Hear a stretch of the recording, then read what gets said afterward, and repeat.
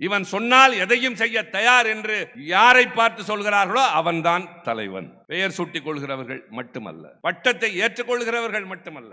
உதயநிதியை இளைஞரணிக்கு நியமித்த அன்றே நான் பார்த்தேன் புதிய இளைஞர்கள் பல பேரை. அவர்களுக்கு என் மீது அன்பு உண்டு, மாசு மீது பற்று உண்டு. இங்க இருக்கிற பலருக்கு நெருக்கம் இருக்கும், ஆனால் கிட்ட வர அஞ்சுவார்கள். கொஞ்சம் தயக்கம் இருக்கும். தோழமையோடு பழகுவதற்கு அவர்களுக்கு ஒரு தயக்க உணர்வு ரொம்ப பிடிக்கும். ஆனால் தொலைவிலே தான் இருப்பார்கள். ஆனால் உதயநிதியை தங்களுடைய அந்த வயதை ஒத்தவர்களாக பார்க்க ஆரம்பித்த இளைஞர் கூட்டம் பின்னால் ஓடி வர ஆரம்பித்தது. பலாப்பழத்தை சுற்றி ஈமுய்ப்பதை போல. உதயா அண்ணா என்று பெண்கள் சொல்ல ஆரம்பித்தார்கள். இப்படி ஒரு தலைவனை வேறு ஒரு இயக்கம் எங்களுக்கு அடையாளம் காட்டட்டுமே. நான் கிண்டலுக்கு சொல்லவில்லை, கேலியாக பேசவில்லை, நடைமுறையை சொல்கிறேன். இன்றைக்கு தமிழச்சி உறுப்பினராக இருக்கிற ஒரு குழுவில் நான் உறுப்பினராக இருந்திருக்கிறேன். அதில் தான் விளையாட்டுத்துறையும் வருகிறது. அந்த விளையாட்டுத்துறையின் சார்பாக பல கூட்டங்கள் நடத்துகிற போது ஒரு முறை அர்ஜுனா விருதுகள் பெற்றவர்களை அழைத்து அவர்களுடைய அனுபவங்களை கேட்டோம். அர்ஜுனா விருது என்பது விளையாட்டிலே இந்தியாவில் தலை சிறந்து விளங்கியவர்கள், இந்தியாவிற்கு பெருமை தேடி தந்தவர்களுக்கு தருகிற விருது. இராணுவத்திலே பரம்வீர் சக்கரா என்பதை போல, நாட்டிலே சமுதாயத்திலே பாடுபட்டவர்களுக்கு பத்ம விருது தருவதை போல, விளையாட்டுத் துறையிலே தலை சிறந்து விளங்கியவர்களுக்கு அர்ஜுனா விருது தரப்படும். அந்த விருது பெற்றவர்கள் வந்து என்ன சொன்னார்கள் தெரியுமா? நான் கண்கலக்கினேன். அதனால் வரை இந்த விருதை பெற்றவர்களை பார்த்து பெருமைப்பட்ட நாள் போய் அதில் ஒருவர் சொன்னார், நீங்கள் எல்லாம் அரசாங்கத்தின் சார்பில் வந்திருக்கிறீர்கள், நான் இந்த விருதை திரும்ப தந்து விடுகிறேன். எனக்கு தயவு செய்து நான் பார்க்கிற வேலையில் பணி உயர்வு மட்டும் தாருங்கள். ஒரு இடத்துல குமாசாவாக வேலை சேர்ந்தேன், இன்னமும் அதே நிலையில் தான் இருக்கிறேன். நான் விளையாட போன போது என்னுடைய சக தோழர்கள் அடுத்த வேலைக்கு தயார் செய்வதற்காக படித்துக் கொண்டிருந்தார்கள். என் தாயார் என்னை ஊக்கப்படுத்தினார். வேலைக்காக தயார் செய்தவனெல்லாம் இன்றைக்கு மேனேஜர் என்று இருக்கிறான். இந்த விளையாட்டுக்காக இந்தியாவை உலக அளவிலே கொண்டு போய் நிறுத்திய நான் அர்ஜுனா விருது வாங்கியவன். I am only a clerk. எனக்கு இந்த விருது என்ன பயன் என்று கலங்கி பேசியதை நாங்கள் காதால் கேட்டோம். ஆனால் இன்று காலை தொலைக்காட்சியில் பார்த்தபோது இளம் பெண்களும் இளைஞர்களும் விளையாட்டு வீரர்கள் வந்து சொன்னார்கள், எங்களுக்கு இந்த ஆட்சியில் ஊக்கம் கிடைக்கிறது, அதற்கு காரணம் உதயநிதி ஸ்டாலின் என்றார். அர்ஜுனா விருது பெற்றவன் இதை வைத்துக்கொள், எனக்கு நல்ல வேலை கொடு என்று கேட்டான். தமிழ்நாட்டில் விளையாட போகிறவர்களை போதும் விளையாடியது, படிக்க போ என்று சொன்ன பெற்றோர்கள், போ நன்றாக விளையாடினால் உனக்கு உடனே வேலை காத்திருக்கிறது இந்த ஆட்சியில் என்று சொல்லக்கூடிய அளவிற்கு அந்த துறையினை வழி நடத்துகிறவர் தம்பி உதயநிதி ஸ்டாலின். எங்களுக்கு இந்த இயக்கம் வாழ வேண்டும். தாய் தகப்பனை விட, வேறு சொத்து சுகங்களை விட, வாழ்க்கையின் கனவுகளை விட எங்களுக்கு திமுக தான் பெரிது என்று கருதுகிறோமே நம்மை போன்றவர்கள். வேறு என்ன நமக்கெல்லாம் வேறு என்ன இருந்திருக்கிறது? போராட்டமா முன்னணியில் நிற்போம், சங்கடங்களா தாங்கிக் கொள்வோம், தலைவனுக்கு ஒன்றா உயிரையும் தருவோம், மொழிக்கு ஒன்றா எதையும் இழக்க தயாராக இருப்போம் என்று சொல்லுகிற அந்த கூட்டத்தை சார்ந்த நமக்கு இந்த இயக்கம் தொடர்ந்து இன்னும் வேகமாக நடைபோடும் என்ற நம்பிக்கையை தருகிற அந்த இளைஞனுக்கு பிறந்த நாள் கொண்டாடுவதை விட வேறு என்ன வேலை இருக்க முடியும்? இந்த இயக்கம் எந்த காலத்திலும் சோர்ந்து போகாது, தோற்று போகாது. தேர்தலில் ஏற்ற இறக்கங்களை சந்தித்திருக்கிறோம். ஆனால் கொள்கை அளவில் நமக்கு ஈடு இந்திய நாட்டில் எந்த கட்சியும் கிடையாது. மாநிலங்களின் உரிமைகளை பறிகொடுக்க மாட்டோம் என்ற உரிமை குரல் ஓங்கி டெல்லியில் ஒலிக்கிறது என்று எங்கள் குரல் என்றால் அதற்கு காரணம் தளபதி அண்ணன் மு.க. ஸ்டாலின். ஆளுநராவது யாராக இருந்தாலும் எனக்கு என்ன, நான் கலைஞரின் மகன் என்று மட்டுமில்லை, கழகத்தின் தலைவன் என்று நடக்கிறார். அரசியல் கட்சிகள் என்பவை தேர்தலை குறிவைத்து நடக்கும். தேர்தலில் வெற்றி பெறவில்லை என்றால் ஒன்று கடையை மூடுவார்கள் அல்லது நடத்த முடியாமல் ஒதுங்கி ஓடுவார்கள். இதற்கு பல உதாரணங்கள் உண்டு. ஆனால் தேர்தலை பற்றி மட்டுமே கவலைப்படாமல் அடுத்த தலைமுறையையும் மக்களையும் பற்றி கவலைப்படுகிற இயக்கம் திராவிட முன்னேற்ற கழகம். இந்த நாட்டிலே வாழ்கிற எல்லோரும் சமம், பிறப்புக்கும் எல்லா உயிர்க்கும், பெரியவன் சிறியவன், ஆண்டான் அடிமை, உயர்ந்தவன் தாழ்ந்தவன், பணக்காரன் ஏழை என்ற பேதம் இல்லை. எல்லோரும் ஒன்று, ஆண் பெண் இருவருக்கும் சமம் உண்டு என்ற சொன்ன தத்துவத்திற்கு சொந்தக்காரர்கள் இந்த இயக்கத்தை சார்ந்த நாம். தேர்தலை பற்றி கவலைப்படுகிறவன் அரசியல்வாதி. A politician is concerned about the next election. Only a statesman is concerned about the next generation என்று சொல்வார்கள். அடுத்த தலைமுறையை பற்றி கவலைப்படுகிறவர்கள் தான் தலைவர்களாக ஆக முடியும். தம்பி உதயநிதி ஸ்டாலின் அவர்கள் தலைமையிலே கட்டி காத்து வழிநடத்த இருக்கின்ற இளைய தலைமுறையின் இனிய தோழர்களே, உங்கள் அனைவருக்கும் வணக்கம். கடமை உணர்வோடு தமிழ்நாட்டிலேயே முதல் முறையாக துணை முதலமைச்சருடைய பிறந்த நாள் விழாவை வெற்றிகரமாக நடத்தி கொண்டிருப்பது தம்பி மாசு அவர்கள்தான். எல்லோரும் இதை பற்றி தான் குறிப்பிட்டார்கள். ஆனால் அந்த நாட்களை எண்ணி பார்க்கக்கூடிய அல்லது பார்த்து நினைவிலை வைத்திருக்கக்கூடிய கழக முன்னோடிகளுக்கும் இந்த பகுதியில் இருக்கிற தோழர்களுக்கும் நினைவு இருக்கும். கழகத்தினுடைய இளைஞரணி செயலாளர் என்ற பொறுப்பினை ஏற்பதற்கு முன்னால் இளைஞரணியினுடைய அமைப்பு குழு உறுப்பினராக இருந்த காலத்திலேயே இன்றைய முதலமைச்சர் கழகத்தின் கண்ணான தலைவர் தளபதி அவர்களுடைய பிறந்த நாள் விழாவினை அதே மார்ச் 1ஆம் தேதி அரங்கநாதன் சுரங்கப்பாதை அருகே வெற்றிகரமாக அண்ணன் கிட்டு அவர்களின் துணையோடு நடத்தியவர் தம்பி மாசு அவர்கள். அந்த நாள் தொட்டு அந்த கூட்டங்களில் தவறாது பங்கேற்கிறவன் நான். அதே போல இன்றைக்கு எல்லோரும் பாராட்டுகின்ற அளவிற்கு இத்தனை முன்னணி தலைவர்களை கொண்டு வந்து ஒரே மேடையில் உட்கார வைத்து இந்த விழாவை மாட்சியோடு நடத்தி கொண்டிருக்கிறார் மாசு என்று சொன்னால் அது அவருக்கு இருக்கிற ஆற்றல். ஒரு இயக்கத்தினுடைய நிர்வாகிக்கு இருக்க வேண்டிய அடிப்படை குணம் என்பது பொறுப்புகளை வாங்கி கொண்டு அதனுடைய பலனை அனுபவிப்பது அல்ல, மாறாக கடமையாற்ற வேண்டும், கட்சி வளர்க்க வேண்டும், மக்களை திரட்ட வேண்டும், பிரச்சாரம் என்பது எல்லா மூலை முடுக்குகளிலும் சென்று சேர வேண்டும் என்ற பொறுப்புணர்ச்சி உள்ளவர்கள்தான் உண்மையிலேயே வேர்களாக ஒரு இயக்கத்திற்கு இருக்கக்கூடியவர்கள். அந்த வரிசையில் முக்கியமான இடத்தை பெறுகிறவர் தம்பி மாசு என்ற அந்த பாராட்டினை மற்றவர்களோடு சேர்த்து நானும் இங்கே வழங்குவதற்கு கடமைப்பட்டு இருக்கின்றேன். எனக்கு முன்னால் உரையாற்றிய எல்லோரும் பலவற்றை இங்கே நினைவு கூர்ந்தார்கள். நான் எதிரே எங்காவது ஓரத்திலே நிற்கிற இந்த இயக்கத்தின் உணர்வுகளுக்கு மாறுபட்ட குணம் கொண்டவர்கள் இருப்பார்களானால் அவர்களுக்கு சந்தேக கண்ணோடு பார்க்கக்கூடியவர்களுக்கு ஒன்றை சொல்ல விரும்புகிறேன். பிறந்த நாள் விழாவை கொண்டாடுவது அதிசயமா கேட்பார்கள். பிறந்து ஒரு வருடம் ஆன குழந்தைக்கு கூட அந்த பெற்றோர் பிறந்த நாள் கொண்டாடுகிறார்கள். அது எதை சாதித்தது என்று, அது எதை சாதித்ததோ இல்லையோ, இந்த குழந்தை பிறந்த காரணத்தால் எங்கள் குடும்பத்தில் குதூகலம் தழைக்கிறது என்ற மகிழ்ச்சி அந்த குடும்பத்தில் இருக்கு. அதுபோல அறிஞர் அண்ணாவினுடைய பிறந்த நாள் விழாவை, முத்தமிழறிஞர் கலைஞருடைய பிறந்த நாள் விழாவை, நம்முடைய கழகத் தலைவர் தளபதி அண்ணன் மு.க. ஸ்டாலின் அவர்களுடைய பிறந்த நாள் விழாவை, அந்த வரிசையில் இன்றைக்கு தம்பி உதயநிதி ஸ்டாலின் அவர்கள் பிறந்த நாளை நாம் கொண்டாடுகிறோம் என்றால் ஏதோ அவர்களை இப்படி பாராட்டி பரவசம் அடைய வேண்டும் என்பதல்ல. இந்த பேர் இயக்கம் எப்படி அவர்களால் காப்பாற்றப்பட்டதோ அதை போல் இவரால் காப்பாற்றப்படும் என்ற நம்பிக்கை எங்கள் மனதில். கல்லூரி பருவத்திலே அவசர நிலை காலத்திலே ஓராண்டு காலம் சிறையை அனுபவித்து நான் வெளியே வந்து அதே போல சிறைச்சாலைக்கு சென்றிருந்தாலும் எங்களை விட அதிகமான சித்திரவதைகளை அனுபவித்து அடி உதைப்பட்டு வந்த தளபதி அவர்களோடு கரங்கோர்த்த ஆண்டு 82. இளைஞரணி தொடங்கிய நாளிலிருந்து அவரோடு தொடர்ந்து நான் பயணம் செய்து வருகின்றவன். அந்த வருகைக்கு பின்னால் தான், அவருடைய ஈடுபாட்டிற்கு பின்னால் தான், தொடர்ந்த செயல்பாட்டிற்கு பின்னால் தான் கழகத்தில் ஒரு மறுமலர்ச்சி ஏற்பட்டது. சிலவற்றை இங்கே நினைவு கூர்ந்தாக வேண்டும். மறைக்கக்கூடியவை அல்ல, மறக்கக்கூடாதவையும் கூட. ஆட்சி பொறுப்பிலே இருந்த திராவிட முன்னேற்ற கழகம் ஆட்சிக்கு வருவதற்கு முன்னால் 49 67 வரை பல போராட்டங்களை நடத்தி இருக்கிறது. அறிஞர் அண்ணா காலத்தில் இருந்து அது வளர்ந்த காலம்.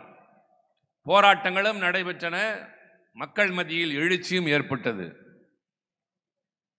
சென்னை மாநகராட்சி மன்றத்தின் மேயராக நம்முடைய இயக்கத்தை சார்ந்தவர்கள் பொறுப்பேற்றது முதல் சாதனை.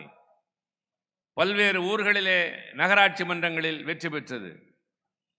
அடுத்து முதலாக தேர்தலிலே போட்டியிடலாம் என்று முடிவெடுத்த 57இல் 15 சட்டமன்ற உறுப்பினர்கள், 62இலே 50 சட்டமன்ற உறுப்பினர்கள், அடுத்து 67இலே 134 இடங்களோடு 37 இடங்களோடு கழகம் ஆட்சி பொறுப்பேற்றது.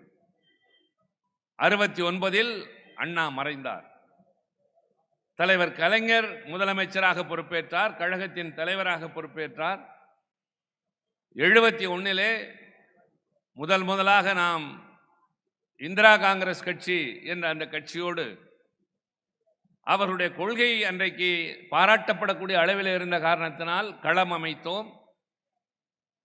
தமிழ்நாட்டு சரித்திரத்தில் இல்லாத அளவிற்கு 184 இடங்களை வெற்றி பெற்று கழகம் ஆட்சி பொறுப்பேற்றது. ஆனால் அவசர நிலை காலத்தில் ஜனநாயகத்தை காப்பதற்கு குரல் கொடுத்த காரணத்தினால் ஆட்சி கலைக்கப்பட்டதல்லவா? அதற்கு பின்னால் சந்தித்ததெல்லாம் சோதனைகள், போராட்டங்கள், கடுமையான களங்கள் தான். 184 இடங்களை பெற்றிருந்த கட்சி 77 47 என்று குறைந்தது, 48 என்று குறைந்தது, 80 இன்னும் கொஞ்சம் குறைந்தது. இந்த காலகட்டத்தில் தான் இளைஞரணி தொடங்கப்பட்டது. 82 அமைப்பு குழுவாக இருந்திருந்தாலும் 84 தான் அதிலே அமைப்பு ரீதியாக மாவட்ட அமைப்பாளர்கள், துணை அமைப்பாளர்கள் என்று நியமிக்கப்பட்டார்கள். அப்படி பணியாற்றியவர்களில் ஒருவர் தான் இந்த மாசுவும் தம்பி சாமிநாதனும், பக்கத்தில் இருக்கிற அன்பரசன் போன்றவர்கள் எல்லாம். அவர்களெல்லாம் மாவட்டத்தின் அமைப்பாளர்களாக, துணை அமைப்பாளர்களாக இருந்தவர்கள். நான் தளபதியோடு துணை செயலாளராக நாடு முழுவதும் சுற்றி வந்தவன். அப்படி சுற்றி வந்ததற்கு பின்னால் தான் தொடர்ந்து ஒவ்வொரு தேர்தலிலும், உள்ளாட்சி மன்றங்களாக இருந்தாலும், நாடாளுமன்ற தேர்தலாக இருந்தாலும், சட்டமன்ற தேர்தலாக இருந்தாலும், இத்தனை பெரிய கட்சி பல்வேறு காரணங்களினால் பெற வேண்டிய இடத்தை பெற முடியாத போது முதலாக 1986 தமிழ்நாட்டில் ஆளுகின்ற கட்சி எம்ஜிஆர் தலைமையில் அதிமுகவை விட உள்ளாட்சி மன்றத்தில் மிக அதிகமான இடங்களை கழகம் வெற்றி பெற்றதற்கு காரணம் இளைஞரணி. அடுத்து 89 மீண்டும் ஆட்சியை கைப்பற்றியதற்கு காரணம் தளபதி அவர்களுடைய கடுமையான உழைப்பு. நான் அடிக்கடி குறிப்பிடுவேன், தமிழ்நாட்டில் பறக்கிற கருப்பு சிவப்பு கொடிகளில் பாதி கலைஞர் ஏற்றியது, மீதி தளபதி அண்ணன் ஸ்டாலின் ஏற்றியது. அந்த அளவிற்கு பட்டி தொட்டிகள் எங்கெல்லாம் மக்கள் கூடுகிறார்களோ அந்த இடங்களில் அல்ல, மக்கள் வாழுகிற இடங்களுக்கெல்லாம் சென்று அவர் பாதங்கள் நடக்காத இடமில்லை. அறிஞர் அண்ணா சொன்னதை போல பொது வாழ்க்கைக்கு வரக்கூடியவர்களுடைய அடிப்படை இலக்கணம் என்பது, அண்ணா சொல்வார், dear brother, go to the people, live among them என்று சொல்வார். மக்களிடம் சென்று அவர்களோடு வாழ வேண்டும், அவர்களை நேசிக்க வேண்டும், அவர்களுக்கு பணியாற்ற வேண்டும், அவர்களுக்கு என்ன தெரியுமோ அதிலிருந்து தொடங்க வேண்டும் என்ற அண்ணா சொன்ன இலக்கணத்திற்கேற்ப நடந்தவர் தளபதி அண்ணன் மு.க. ஸ்டாலின் அவர்கள். அதனால இயக்கம் வலிமை பெற்றது. சரியான நேரத்தில் தலைவர் அவர்கள் இளைஞரணி என்ற அமைப்பை தொடங்கினார்கள். ஆக இளைஞரணி என்பது இயக்கத்தில் இருக்கிற பல்வேறு அணிகளில் ஒன்றாக இருந்தாலும் கூட அதனுடைய பணி ஈடு செய்ய முடியாத ஒரு அணி. அதனுடைய பணி என்பது இன்றியமையாத பணி. அப்பொழுதெல்லாம் மாணவர் அணி மட்டும்தான் இருந்தது. அண்ணா காலத்தில் இருந்து கழகத்தில் மாணவர் அணி அமைப்பு தான். நான் கூட இளைஞரணிக்கு வருவதற்கு முன்னால் அதிலே தான் மாவட்ட அமைப்பாளராக இருந்தவன். ஆனால் மாணவர் அணி என்ற அமைப்பில் கல்லூரியிலே படிக்கிற மாணவர்கள் மட்டும் இருப்பார்கள், தொடர்புடையவர்கள் மட்டுமே இருப்பார்கள். ஆனால் இளைஞரணி என்ற அமைப்பில் கல்லூரியிலே படிக்கிறவர்கள் மட்டுமில்லை, அப்படி படிக்கிற வாய்ப்பு கிடைக்காதவர்கள், படித்து முடித்த இளைஞர்களும் வந்து சேர்கின்ற ஒரு முகாமாக இளைஞரணி என்ற அமைப்பை உருவாக்கியது தலைவர் கலைஞர். ஒன்றை இங்கே நினைவு சுட்டிக்காட்ட விரும்புகின்றேன். ஒரு பேராசிரியர் ஒருவர் ஒரு நூல் எழுதுகிறார். அதில் நான் 2 முறை சீன நாட்டுக்கு சென்றிருந்தேன். முதல் முறை சென்றதற்கும் 2வது முறை சென்றதற்கும் இடையில் ஒரு 20 ஆண்டுகள். நான் முதல் தடவை சென்றபோது பார்த்த சீனாவை 2வது தடவை பார்க்கவில்லை என்கிறார். இப்போது இருக்கிற சீனா அல்ல. அவர் எழுதியது ஒரு 40 ஆண்டுகள் 50 ஆண்டுகளுக்கு முன்னால். நான் முதல் தடவை சென்று சீனாவில் தங்கியிருந்த விடுதியிலிருந்து காலை நேரத்தில் எழுந்து எனக்குள்ள பழக்கத்தின் காரணமாக நடைப்பயிற்சி செல்லலாம் என்று மாடியிலிருந்து எட்டி பார்த்தேன். அதிர்ச்சி என்னை ஆட்கொண்டது. சாலையோரத்தில் பிணங்கள் கிடந்தன. மாநகராட்சி ஊழியர்கள் வந்து லாரிகளிலே அந்த பிணங்களை அள்ளி கொண்டு போனார். நான் திகைத்தேன், அதிர்ச்சி அடைந்தேன். பக்கத்தில் இருந்தவர்களை கேட்டேன், என்ன நடந்தது? நான் உறங்குகிற நேரத்தில் இந்த ஊரில் கலவரம் எதுவும் நடந்ததா, என்ன காரணத்தினால் என்று சொன்னபோது, இதெல்லாம் இங்கே சாதாரணம், பசியாலும் பட்டினியாலும் குட்டுகிற பணியாலும் இப்படிதான் நாதியற்றவர்களாக தெருவோரத்தில் விழுந்து கிடப்பார்கள், காலையிலே சுத்தம் செய்து விடுவார்கள், கவலைப்படாதீர்கள் என்றார். இது என்ன நாடுதானா? இந்த நிலையை மாற்ற வேண்டிய இளைஞர்கள் என்ன செய்கிறார்கள் இந்த நாட்டில்? நான் அந்த நோக்கத்தோடு நடக்க ஆரம்பித்தேன். போகிற வழியிலே பார்த்தேன், ஒரு பூங்காவின் வாசலில் இந்த பூங்காவிற்குள் சீனர்களும் நாய்களும் நுழையக்கூடாது என்று எழுதியிருந்தது. எந்த நாடு சீனனுக்கு சொந்தமான நாடோ அதில் அவனை நாய்க்கு சமமாக எழுதியிருந்த பலகைக்கு கீழ் நான் தேடி சென்று பார்க்க விரும்பிய இளைஞர்கள் அபின் என்ற போதைப் பொருளுக்கு அடிமையாகி சுருண்டு கிடந்தார்கள். நான் திரும்புகிற போது சொல்லிவிட்டு வந்தேன், இந்த நாடு விளங்குவதற்கு வழியும் இல்லை, வாய்ப்பும் இல்லை. மக்களை பற்றி கவலைப்படாத அரசாங்கம், வாட்டி வதைக்கின்ற ஒரு ஆட்சி, எது குறித்தும் அக்கறை கொள்ளாத ஒரு இளைய தலைமுறை, இந்த நாட்டின் எதிர்காலம் மிகப்பெரிய கேள்விக்குறி என்று சொல்லிவிட்டு திரும்பினேன். ஆனால் அடுத்த முறை நான் சென்றபோது பார்த்த சீனா வேறாக இருந்தது.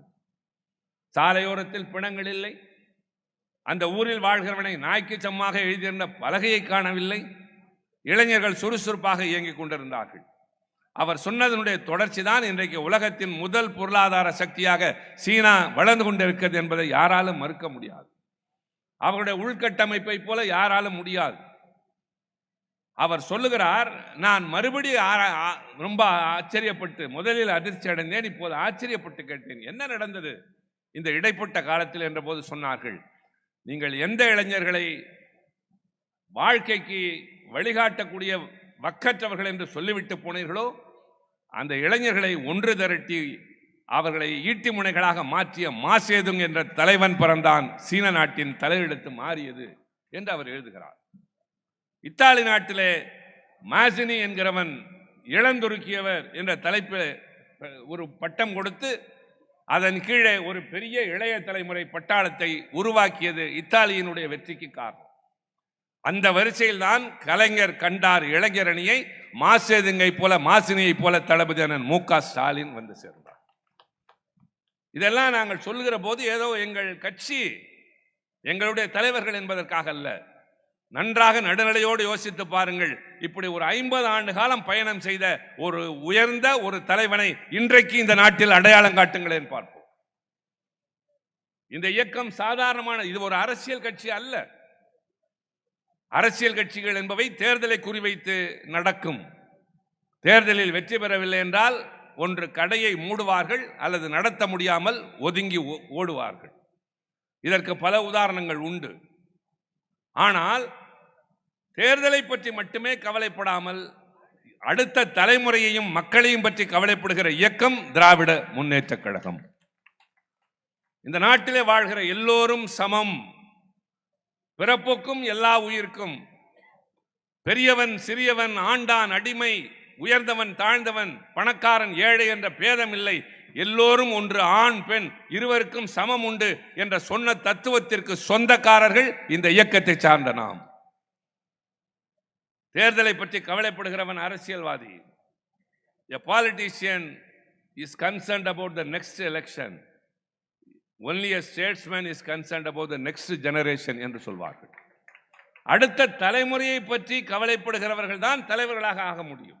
கலைஞர் உணர்ந்தார், இளைஞர்களை கொண்டுதான் இன்றைக்கு இந்த நாட்டை சீர்படுத்த முடியும், இல்லாவிட்டால் திசை தடுமாறி போவார்கள் என்று முடிவெடுத்ததன் விளைவு அவர் கண்ட இளைஞரணி, அவர் கண்ட கனவும் வீணாகவில்லை, கொண்ட குறிக்கோளும் குறைந்து போகவில்லை, இயக்கமும் வளர்ந்தது, நாடும் செழித்தது. இன்றைக்கு இந்த இயக்கம் இப்படி நிற்பதற்கு காரணம் இளைஞர் அணியும் அதனுடைய கர்த்தாவாக இருக்கின்ற தளபதி அண்ணன் மு.க. ஸ்டாலின் அவர்கள். ஆக இதை சொல்ல வேண்டியது அவசியமாகிறது. அவசர காலத்தில் கலைஞர் கண்டி சந்த சோதனைகளை இந்தியாவில் எந்த தலைவனும் காணவில்லை. வடக்கே பல தலைவர்கள் கைதானார்கள், சிறையில் இருந்தார்கள். ஆனால் தனித்து விடப்பட்ட தலைவன் நம்முடைய தலைவர் மட்டும்தான். நான் புதிதாக வந்திருக்கக்கூடிய இளைஞர்களுக்கு சொல்லுவேன், அல்லது இந்த இயக்கத்தினுடைய பழைய பின்னணிகளை முழுமையாக தெரிகிற வாய்ப்பில்லாதவர்களுக்காக சொல்லுவேன், முதல் நாள் வரை முதலமைச்சர், அமைச்சர்களாக வருகிறவர்கள் பவனி வருகிற போது பார்க்கிற நேரத்தில் பலர் உணரலாம் எவ்வளவு பெரிய வாழ்க்கை என்று. அமைச்சர் அல்ல, முதலமைச்சர். எல்லா அதிகாரிகளும் கைகட்டி சேவகம் செய்தார்கள். உதவி நாடி வந்தவர்கள் 1000 பேர். எங்கு பார்த்தாலும் அவருக்கு என்று ஒரு மரியாதை. ஆனால் ஆட்சி கலைக்கப்பட்ட அடுத்த நாள் தனி மனிதனாக விடப்பட்டார். பக்கத்தில் யாரும் செல்லக்கூடாது. அவருக்கு யாராவது வந்து தனியாக பார்த்து ஆறுதல் சொன்னால் அடுத்த நாள் சிறைச்சாலைக்கு. அப்போதும் இந்த தொண்டர்கள் என்ன செய்தார்கள் தெரியுமா? சென்னைக்கு வரக்கூடாது, கோபாலபுரம் செல்லக்கூடாது, 4வது குறுக்கு சாலையை மறக்க வேண்டும் என்று அச்சுறுத்தி கொண்டிருந்த நேரத்தில் திருப்பதிக்கு போகிறோம் என்று சொல்லிவிட்டு மொட்டை அடித்துக் கொண்டு பக்தர்களைப் போல வந்து கலைஞரை பார்த்து விட்டு போனவன் திராவிட முன்னேற்ற கழகத்துக்கு கொண்டான். யாரும் அஞ்சவில்லை, அவரும் அஞ்சவில்லை. பல பேர் ஓடினார்கள். கோழைகள் விலகட்டும், வீரர்கள் தொடரட்டும் என்று எழுதி இயக்க தோழர்களை வழி நடத்தினார். அந்த ஓராண்டு காலம் அவர் சந்தித்த சோதனை. இதுபோல பொதுக்கூட்டங்கள் பேசுவதற்கு அனுமதி இல்லை. ஒரு இடத்திலே மாநாடு நடத்தலாம், தீர்மானங்கள் போடலாம் என்றால் அதற்கு உரிமை இல்லை. என் வீட்டு பிள்ளையை சிறைச்சாலைக்கு கொண்டு போய் விட்டார்கள் என்று பெற்ற தாய் சொல்ல முடியவில்லை. நீதிமன்றத்திற்கு போக முடியாத நேரத்தில் திருமண வீடுகளிலும் இரங்கல் கூட்டங்களிலும் பேசி பேசி கட்சியை காத்த தலைவன் நம்முடைய தலைவர் கலைஞர். ஆக ஒரு தலைவன் என்பவன் இக்கட்டான நேரத்தில் ஒரு இயக்கத்தை தூக்கி நிறுத்த வேண்டும். ஓடுகிறவர்கள் நிற்க வேண்டும், திகைக்க வேண்டும். ஓட மாட்டோம் என்று உறுதியோடு இருப்பவர்கள் இருக்க வேண்டும் என்றால் அதற்கு ஒரே உதாரணம் கலைஞர் மட்டும்தான். அதே போலத்தான் சோதனை காலத்திலும் இருந்தார். இன்றைக்கு சென்னையிலே போக்குவரத்து நெரிசல் அதிகமாக இருக்கலாம், அது மக்கள் தொகை பெருக்கத்தின் காரணமாக. ஆனால் ஒரு காலத்திலே கட்டுப்பாட்டில் இருந்ததற்கு காரணம் மேயராக இருந்தபோது தளபதி அண்ணன் ஸ்டாலின் கட்டிய மேம்பாலங்கள் தான். இன்றைக்கு அதையும் தாண்டி போகிறோம். ஒரு காலத்திலே போக்குவரத்தை எப்படி ஒழுங்குபடுத்தினார்கள்? ஒரு போலீஸ்காரர் நின்று கையை நீட்டினால் வண்டிகள் நிற்கும். 1 நிமிடம் 2 நிமிடத்தில் கையை எடுத்தால் போய்விடும். இப்படி ஒரு காலம் இருந்தது. பின்னர் அதிகமான வாகனங்கள் பெருக பெருக பச்சை, சிவப்பு, மஞ்சள் விளக்கு வந்தது. இப்போது அதுவும் போதவில்லை. எனவேதான் மெட்ரோ ரயில் வருகிறது. சாலையிலே கார் வைத்திருந்தால் பெருமை என்று நினைத்தது போக வேண்டாம், நடந்தே போகலாம், இந்த காரிலே போவதற்கு பதிலாக என்று நினைக்கக்கூடிய அளவிற்கு போக்குவரத்து நெரிசல். அன்றைக்கு மேம்பாலங்களை கட்டினார், இன்றைக்கு மெட்ரோ ரயிலை ஓட விட்டு கொண்டிருக்கிறார். நாளைக்கு கேபிள் காருக்கு செல்வார், எங்க வேண்டானாலும் செல்கிற ஆற்றல் அவருக்கு உண்டு. ஆக அவர் சாதித்தது இந்த இளைஞரணியின் செயலாளராக, மாநகராட்சி மன்ற மேயராக, எதிர்க்கட்சியில் சட்டமன்ற உறுப்பினராக, ஆளுங்கட்சியில் சட்டமன்ற உறுப்பினராக, உடனே அமைச்சராகவில்லை, அமைச்சராக, பின்னர் துணை முதலமைச்சராக, அதுபோல கட்சியின் பல்வேறு நிலைகள் இன்றைக்கு உயர்ந்து நின்று இந்தியாவின் தலை சிறந்த முதலமைச்சர் தளபதி மு.க. ஸ்டாலின். எதிர்கட்சிகளை ஒருங்கிணைக்கிற ஒரு சக்தி மு.க. ஸ்டாலின். சொல்வது திருச்சி சிவா அல்ல, டெல்லி பட்டணம் சொல்கிறது, அங்கே இருக்கிற கட்சிகள் சொல்கிறார்கள். காஷ்மீர் பிரச்சனையிலே 370வது பிரிவு ரத்து செய்த போது இந்தியாவே நடுங்கிக் கொண்டிருந்ததே, அந்த நேரத்தில் 14 கட்சிகளை ஒன்று திரட்டி டெல்லியிலே போராட்டம் நடத்தியது நம்முடைய கழகத்தின் தலைவர். அப்போது சொன்னார்கள் காங்கிரஸ் கட்சியின் மூத்த தலைவர்கள் கையை பிடித்துக் கொண்டு, what Kalaignar would have done now Mr. Stalin is doing என்றார். கலைஞர் இருந்திருந்தால் எதை செய்திருப்பாரோ அதை இவர் செய்கிறார் என்றார். ஏன் இதையெல்லாம் நினைவு கூறுகிறேன் என்று சொன்னால், இந்த கட்சி, இந்த இயக்கம் மற்ற கட்சிகளைப் போல அல்ல. பறக்கிற வண்ண கொடிகளில் திமுகவின் கருப்பு சிவப்பு கொடியும் ஒன்றல்ல. இது எங்கள் உயிர், இது எங்கள் உணர்வு, இது எங்கள் மானம், இது எங்கள் மரியாதை. அந்த கொடியோடு இந்த இயக்கத்தில் இருக்கிற தொண்டர்கள் அத்தனை பேருடைய உயிரும் கலந்திருக்கிறது. யார் எதை எதிர்பார்த்தீர்கள்? எனக்கு என்ன கிடைத்தது என்று கேட்டீர்கள். கையிலே கொடியை கொடுத்தால் உயிரே போனாலும் பரவாயில்லை, கொள்கைகளை வென்றெடுப்போம் என்று சொல்லுகிற கூட்டம் ராணுவ சிப்பாய்களின் கூட்டம் இந்த இயக்கம். ஆக இது இன்னொரு கட்சியோடு யாரும் தயவு செய்து ஒப்பிடாதீர்கள். கொள்கைகளின் அடிப்படையில் அமைந்தது. தம்பி ராஜா சொன்னார், சாதி பெயர் இல்லை என்று சொன்னார். சாதி மட்டுமா இல்லை, இதோ இந்த மேடையில் இருக்கிற எல்லோரும் அண்ணன் தம்பிகள் தான். எங்களுக்கு வயதில் மூத்தவர்கள் அண்ணன், வயதில் இளையவர்கள் தம்பி, வயதில் ஒத்தவர்கள் தோழர்கள். சாதி என்ன என்று கேட்டு உட்கார் அல்லது உட்காராதே என்று சொன்ன மரபை உடைத்தெறிந்த கட்சி இந்த கட்சி. நாம் மேடையிலே கைத்தறி ஆடைகள் அணிவிக்கிறோம். ஏன் தெரியுமா? 2 காரணங்கள். ஒன்று, மலர் மாலைகள் அணிவித்தால் மறுநிமிடம் காலுக்கு கீழே போய் சேரும். மலர்கள் என்பவை மனம் பரப்புபவை. மங்கையின் கூந்தலில் இருக்கும், ஆண்டவனின் தோளிலே இருக்கும். ஆனால் ஒருவருடைய மாலை அணிவித்து அது கீழே விழுந்து வீணாக போவதற்கு பதிலாக கைத்தறி ஆடை அணிவித்தால் கைத்தறி நெசவாளியும் பயன்பெறுவான், நாமும் அதை பயன்படுத்தலாம், அதில் கட்சி கரை இருக்குமானால் பிரச்சாரமும் இருக்கும் என்று அண்ணா தொடங்கி வைத்தது. அது மட்டுமல்ல, ஒரு காலத்தில் ஒரு குறிப்பிட்ட பிரிவை சார்ந்தவர்கள் தெருவிலே நடக்கிற போது தோளிலே துண்டு போட்டு கொண்டு நடக்கக்கூடாது. ஒன்று இடுப்பிலே கட்டிக்கொள்ள வேண்டும், அல்லது கையிலே வைத்து கக்கத்திலே வைத்துக் கொள்ள வேண்டும். அதை மாற்றுவதற்கு நேரடியாக அல்ல, நாங்கள் செய்த செயல் காட்டியது. எங்கள் கட்சி மேடையில் அந்த இனத்தை சார்ந்த எந்த இனத்தை சார்ந்தவராக இருந்தாலும், பெரிய ஜாதியோ சின்ன ஜாதியோ, ஒருவருக்கொருவர் துண்டணிவித்து நீயும் என்னை போல இரு என்று சொல்வதை ஆரம்பித்த கட்சி. அப்படிப்பட்ட இந்த இயக்கத்தை நாங்கள் காப்பாற்றுவதற்கு ஒருவன் மீது நம்பிக்கை வைத்திருக்கிறோம், அது உதயநிதி ஸ்டாலின். அதுதான் இந்த பிறந்த நாள்.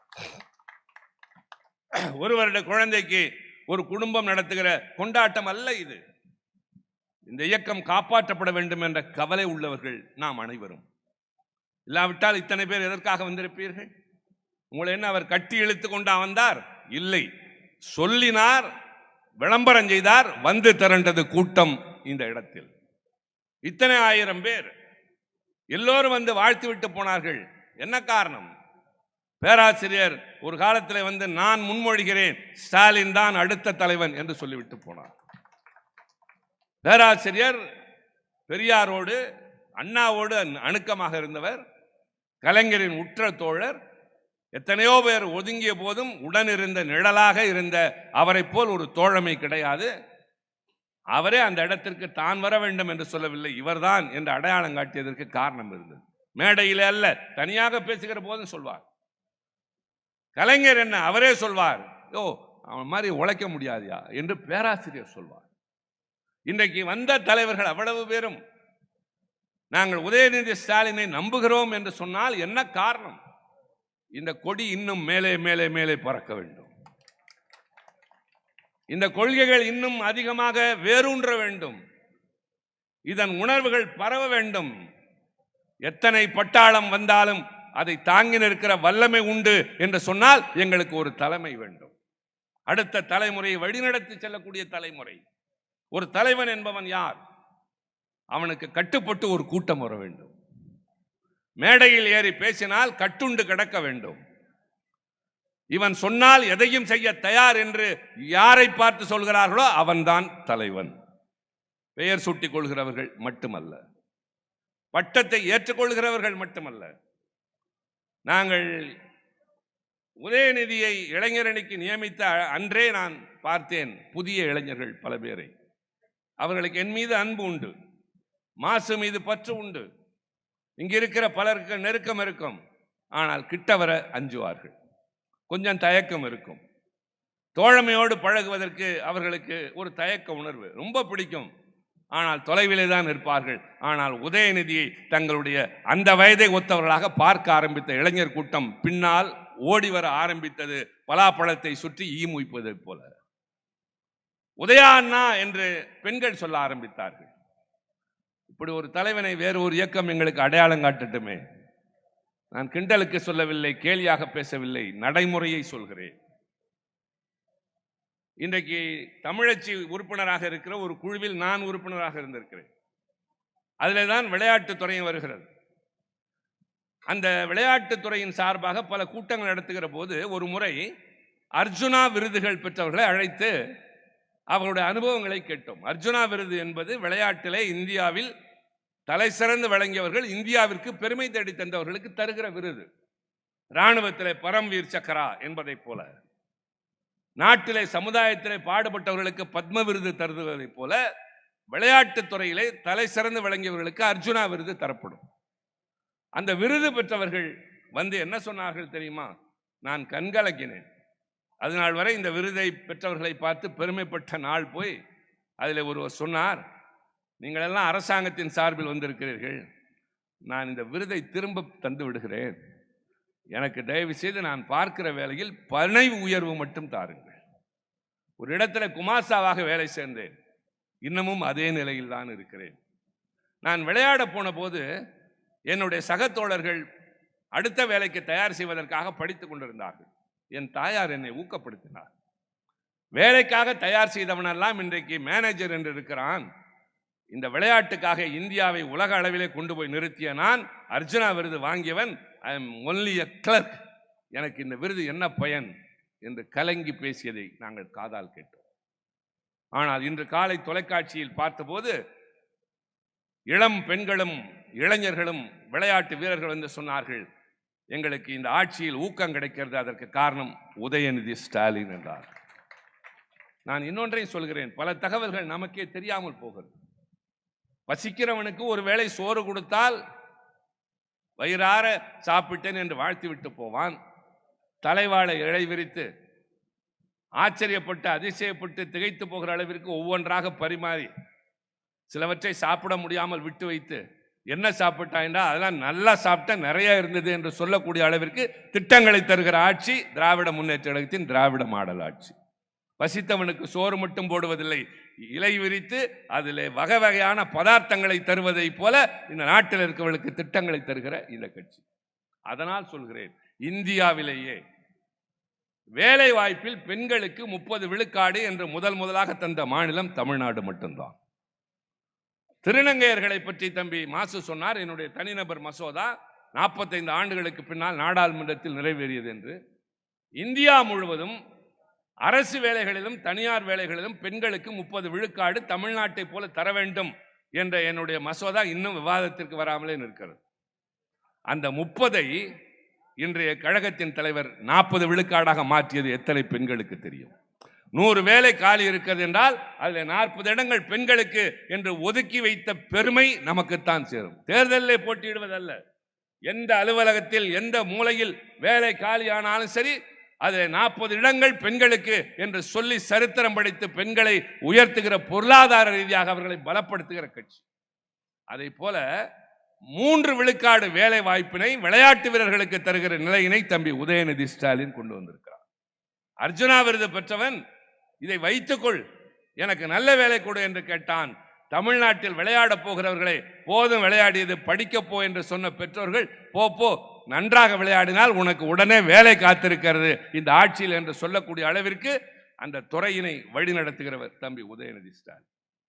2 நிலைகளில் அவர் தன்னை நிலைநிறுத்தி இருக்கிறார். 2 தடங்களிலே அவர் நடப்பதன் மூலம் எங்களுக்கெல்லாம் புல்லரிப்பை ஏற்படுத்தி இருக்கிறார்.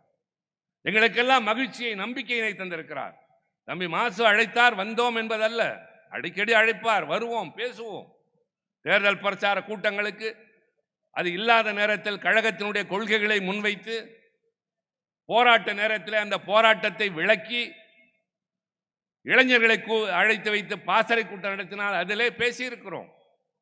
ஆனால் இன்றைக்கு நாங்கள் பேச வந்திருப்பது, இப்படி ஒரு இளைஞன் என்று சொல்கிறோமே, அதற்கு காரணம் 2 தடங்களில் அவர் தன்னை நிலைப்படுத்தி கொண்டிருக்கிறார். ஒன்று, அவருக்கு கொடுத்த இளைஞரணி செயலாளர் என்ற பொறுப்பின் மூலம் தளபதி அண்ணன் மு.க. ஸ்டாலின் எப்படி செயல்பட்டாரோ அதை போல இன்னும் கொஞ்சம் வேகமான ஒரு குதிரையாக ஓடுகின்ற, இன்றைக்கு விளம்பர படத்திலே ஒரு குதிரையிலே அவர் வருவதை போல இன்றைக்கு இளைஞர் அணியை ஒரு குதிரையிலே முன்னால் செல்கிற வீரனை போல அவர் நடத்துகிறார்.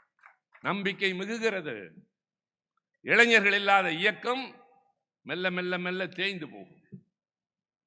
ஒரு தலைமுறையோடு எதுவும் முடிந்து விடுவதில்லை.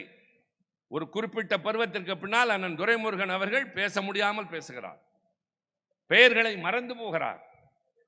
பார்த்து பரவசப்பட்டவர்கள் எத்தனை பேர் அவருடைய பேச்சை கேட்டு குலுங்கி குலுங்கி சிரித்திருக்கிறோமே.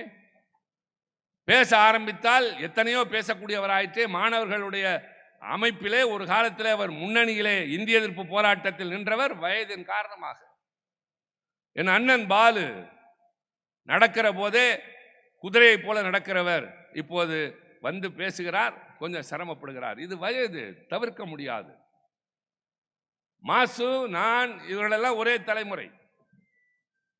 எங்களுக்கு பின்னால் இன்னொரு தலைமுறை வேண்டும் என்று நினைக்கிறவன் தான் இந்த கட்சியின் மேல் அக்கறை கொண்டவனை தவிர நாங்களே இருக்க வேண்டும் என்று நினைப்பவர்கள். நான் யாரையும் விடமாட்டேன் என்று நடக்கவே முடியாத காலத்தில் 90 வயதானவன் எல்லாம் நாடாளுமன்றத்தில் பார்த்திருக்கிறோம். 90 வயது கூட ஒரு தப்பான வயது அல்ல. நடக்கவே முடியாது, கூட்டி வந்து உள்ளே உட்கார வைப்பார்கள். அப்போது அந்த பொறுப்பை விடாதவர்கள் எல்லாம் இருக்கிறார். பொறுப்புகளை விடுங்கள் என்று சொல்லவில்லை, இருக்கிற போதே இன்னொருவரை கைப்பிடித்து அழைத்து வாருங்கள் என்று தான் சொல்கிறோம். இளைஞர்களுக்கு வழிவிட்டு எழுந்து போய் நீ உட்கார் என்று சொல்வதல்ல. வா, நீ நானும் ஓடுவோம். என்னை விட நீ வேகமாக ஓடினால் நீ பெரிய ஓட்டக்காரன் என்ற விருது தானாக வந்து சேரும். எனவே நான் ஒதுங்கி கொண்டு நீ ஓடு என்று சொல்லுகிற கட்சி அல்ல திமுக. எல்லோரும் ஓடுகிறோம். அதில் நாங்கள் பார்த்து பரவசப்பட்டு மகிழ்ச்சி அடைகின்ற அளவிற்கு ஒரு இளைஞர் பெரும் சேனை இன்றைக்கு ஓடிக்கொண்டிருக்கிறது. கையில் கருப்பு சிவப்பு கொடியேடு என்றால் அதற்கு காரணம் உதயநிதி ஸ்டாலின். அந்த நம்பிக்கையில், அந்த மகிழ்ச்சியில் தான், அந்த பெருமிதத்தில் தான், அந்த பூரிப்பில் தான் எங்களுக்கு இந்த இயக்கம் வாழ வேண்டும். தாய் தகப்பனை விட, வேறு சொத்து சுகங்களை விட, வாழ்க்கையின் கனவுகளை விட எங்களுக்கு திமுக தான் பெரிது என்று கருதுகிறோமே நம்மை போன்றவர்கள். வேறு என்ன நமக்கெல்லாம் வேறு என்ன இருந்திருக்கிறது? போராட்டமா முன்னணியில் நிற்போம், சங்கடங்களா தாங்கிக் கொள்வோம், தலைவனுக்கு ஒன்றா உயிரையும் தருவோம், மொழிக்கு ஒன்றா எதையும் இழக்க தயாராக இருப்போம் என்று சொல்லுகிற அந்த கூட்டத்தை சார்ந்த நமக்கு இந்த இயக்கம் தொடர்ந்து இன்னும் வேகமாக நடைபோடும் என்ற நம்பிக்கையை தருகிற அந்த இளைஞனுக்கு பிறந்த நாள் கொண்டாடுவதை விட வேறு என்ன வேலை இருக்க முடியும்? இது அவரை ஊக்கப்படுத்துவதற்கு, உற்சாகப்படுத்துவதற்கு. தம்பி, உன்னை பார்த்து எங்களுக்கு நம்பிக்கை வருகின்றது. இந்த இயக்கம் எந்த காலத்திலும் சோர்ந்து போகாது, தோற்று போகாது. தேர்தலில் ஏற்ற இறக்கங்களை சந்தித்திருக்கிறோம். ஆனால் கொள்கை அளவில் நமக்கு ஈடு இந்திய நாட்டில் எந்த கட்சியும் கிடையாது. எந்த காலத்திலும் நமக்கு பின்னடைவு கிடையாது, எதிர்காலத்திலும் கிடையாது என்பதற்கு ஒரு பெரும் பட்டாளத்தை இன்றைக்கு தனக்கு பின்னால் இழுத்து கொண்டு போகிறவர். இன்றைக்கு காலையில் பார்த்தேன் அவருடைய வீட்டில் பல பேர் புதிய முகங்கள், எனக்கு புதிய முகங்கள், ஆண்களும் பெண்களும். ஆனால் என்னை பார்த்து அவர்கள் வணக்கம் சொன்ன போது நான் எல்லோருடைய முகங்களையும் பார்த்தேன். இவர்கள் எல்லாம் எதை எதிர்பார்த்து வந்தார்கள்? இந்த இயக்கம் என்ன தரும் என்று வந்தார்கள். நாளைக்கு நகரமன்ற உறுப்பினர் பொறுப்பு, மேயர் பொறுப்பு, சட்டமன்ற உறுப்பினர் பொறுப்பு இது கிடைக்கும் என்றா? இல்லை. எங்களுக்கு இவனை பிடித்திருக்கிறது, இந்த கட்சியை பிடித்திருக்கிறது. இன்னும் சொல்ல போனால் எங்களுக்கு நம்பிக்கை அதிகமாகிறது என்பதை காலையில் தொலைக்காட்சியில் பார்த்தோம். அவர் ஏற்றுக்கொண்ட பொறுப்பிலே மிக முக்கியமான பொறுப்பு விளையாட்டுத்துறை, அடுத்து திறன் மேம்பாட்டுத்துறை. இந்தியாவில் நம்பர் 1 தமிழ்நாடு என்று சொல்வது நிதி ஆயோக் என்ற அமைப்பு. நாங்கள் சொல்லவில்லை. அந்த அளவிற்கு திறன் வளர்த்து, அந்த திறனுக்கேற்ற வேலையும் தந்து, விளையாடுகிறவர்களுக்கு ஊக்கம் தந்து, ஒலிம்பியாடை பற்றி சொன்னார்கள். நாளைக்கு உலக ஹாக்கி போட்டி நடைபெற இருக்கிறது. சென்னையிலும் மதுரையிலும் கார் ரேஸ் நடக்கிறது. இதெல்லாம் எதற்கு என்று எண்ணக்கூடும். ஆனால் அதில் ஆர்வம் உள்ளவர்கள் இருப்பார்களே. எங்கோ வெளிநாட்டுக்கு போகிறவர்களுக்கு இன்றைக்கு சென்னையும் தமிழ்நாடும் இடம் தருகிறது. கிராமப்புறத்தில் பிறந்து மீனவர்கள் வாழ்கின்ற பகுதியிலே பிறந்து மிகப்பெரிய திறமையாளர்கள். ஒரு காலத்தில் ட்ரையத்லான் என்று ஒரு போட்டி உண்டு. ஓட வேண்டும் வேகமாக, அடுத்து அதே வேகத்தில் தண்ணீரில் விழுந்து நீச்சல் அடிக்க வேண்டும், மூன்றாவதாக எழுந்து சைக்கிளில் வேகமாக போக வேண்டும். இந்த மூன்றிலும் வெற்றி பெற்று இந்தியாவில் அதிசயிக்கத்தக்க வெற்றியை காட்டிய அமுதா என்கிற பெண்மணி பிறந்தது மீனவர் சமுதாயத்தில், கடலோரத்தில் ஒரு ஏழை குடிசையில். அந்த பெண் இன்றைக்கு என்ன ஆனார் தெரியாது. அதே போல பல பேர். ஆனால் இனிமேல் தமிழ்நாட்டில் திறமை உள்ள விளையாட்டு வீரர்களுக்கு வீட்டில் இருப்பவர்கள் தருகிற ஊக்கத்தை விட எங்கள் அரசு தரும். அதற்கு காரணம் இந்த இளைஞர். ஆக ஏற்றுக்கொண்ட பொறுப்பு 2. ஒன்று கட்சியின் இளைஞரணி செயலாளர் பொறுப்பு. அது எங்களுடைய எதிர்பார்ப்பு. எங்களுக்கு இந்த இயக்கத்தின் அடுத்த தலைமுறை வேண்டும். அது வெறும் கூட்டமாக இருக்கக்கூடாது, அது இராணுவ பட்டாளமாக இருக்க வேண்டும். கட்டுக்கோப்பு குலையாதவர்களாக, நீட்டிய இலக்கை நோக்கி பாய்கிற அம்புகளாக, கொள்கையிலே கொஞ்சம் கூட வழுவாதவர்களாக, எதிர்பார்ப்பு என்பது 2வது என்று நிறுத்திவிட்டு ஓடுகிறவர்களாக இருக்க வேண்டும். சிறையிலே இருந்து வந்து 20 ஆண்டுகளுக்கு பின்னால் தான் நான் தேர்தல் களத்தில் நின்றேன். 18 ஆண்டுகளுக்கு பின்னால் தான் தளபதி சட்டமன்றத்திற்கு போட்டியிட்டார். காத்திருந்தோம், பொறுமையாக இருந்தோம், உழைத்தோம், தொடர்ந்து நடந்த போராட்டங்களில் பங்கேற்றோம். இது நானும் அவரும் இல்லை, இங்கு இருக்கிற எல்லோருக்கும் பொருந்தும். மாசு இளைஞரணிகளை தொடங்கினார். அதற்கு முன்னால் பல்வேறு பொறுப்புகள் இருந்தார். கிட்டுவுக்கு பின்னால் இருந்து பாடம் கற்றான். அவருடைய அந்த வளர்ப்பின் மூலம் அந்த செயல்பாடுகள் இன்றைக்கு மாசுவினால் மிளர்கிறது என்று சொல்கிற போது, அன்றைக்கு கிட்டுவை பார்த்து எப்படி நாம் பெருமை அடைந்தோமோ அதே போல இன்றைக்கு நீங்கள் எல்லாரும் பெருமை அடைகிறீர்கள். நாங்களும் அதே பெருமையை அடைகிறோம். தம்பி, மாவட்ட செயலாளராக உன் பணி பாராட்டத்தக்கது. மருத்துவத்துறை அமைச்சராக நீ ஆற்றுகிற பணி இன்றைக்கு மருத்துவமனைகள் உயர்ந்து போயிருக்கிறது. உயிர்காக்கும் மருந்து தருகிறீர்கள், மருத்துவமனையின் தரத்தை உயர்த்துகிறீர்கள். விபத்திலே அடிபட்டவனுக்கு 48 மணி நேரத்தில் ஆகிற சிகிச்சை செலவை இந்திய நாட்டில் வேறு யார் ஏற்கிறார்கள்? எங்களை தவிர. யாராக இருந்தாலும் சரி.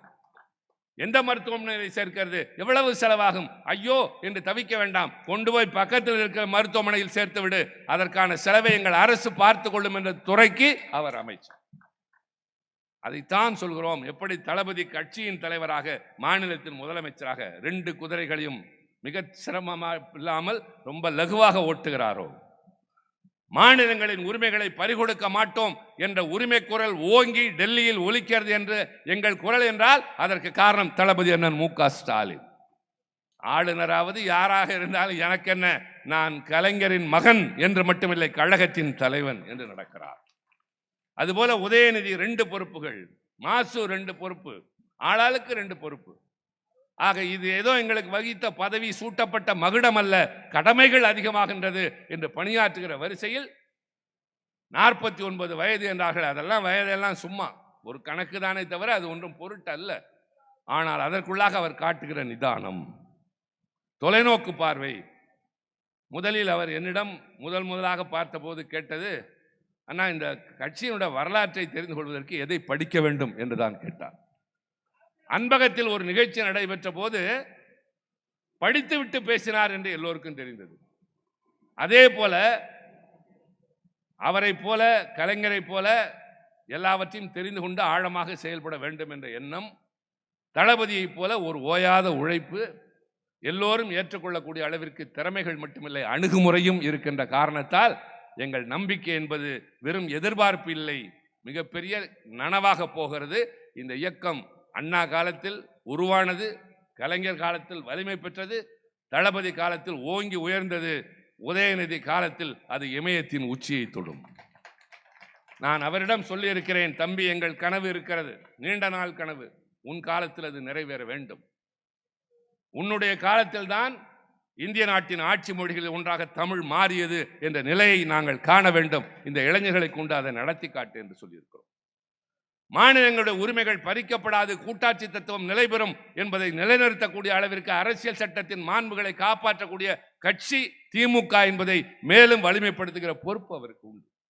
ஆக இந்த பாராட்டு என்பது அவரை உற்சாகப்படுத்த, ஊக்கப்படுத்த மட்டுமில்லை, கடமைகளை சுட்டிக்காட்ட. நீங்கள் ஏற்றிருக்கிற பொறுப்பு சாதாரணமானது அல்ல.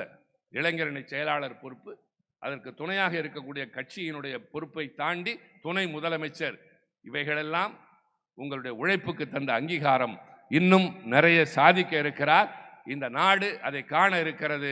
திராவிட முன்னேற்ற கழகம் வலிவு பெறும், பொலிவு பெறும், மேலும் மேலும் வளரும் என்றால் எங்களுக்கு இருக்கிற அடுத்த தலைமுறையை போல, அந்த தலைமுறையை வளர்த்து வழிநடத்தி செல்கிற ஒரு தலநாயகன் உதயநிதி ஸ்டாலினை போல வேறு யாருக்கும் இல்லை என்ற இருமாப்பு என்று கூட சொல்லலாம். அந்த பெருமிதத்தோடு நாங்கள் எல்லாம் வந்து வாழ்த்தி இருக்கிறோம். தம்பி நீடு வாழ்க, நிலைத்து வாழ்க. நிதானமாக தளபதி அண்ணன் ஸ்டாலின் சொன்னதை போல உங்களுடைய செயல்பாடுகள் இருக்க வேண்டும். காரணம், இந்த கருப்பு சிவப்பு கொடி என்று நான் முதலில் சொன்னதை போல நம்முடைய உயிர், இந்த மண்ணினுடைய மானம், இது இல்லாமல் போயிருந்தால் தமிழன் எல்லாவற்றையும் இழந்திருப்பானே. அதை காப்பாற்றுங்கள், அடுத்த தலைமுறை கையிலே வைத்து என்று மற்றவர்களோடு என்னுடைய வாழ்த்தையும் தெரிவித்து விடைபெறுகிறேன். நன்றி, வணக்கம்.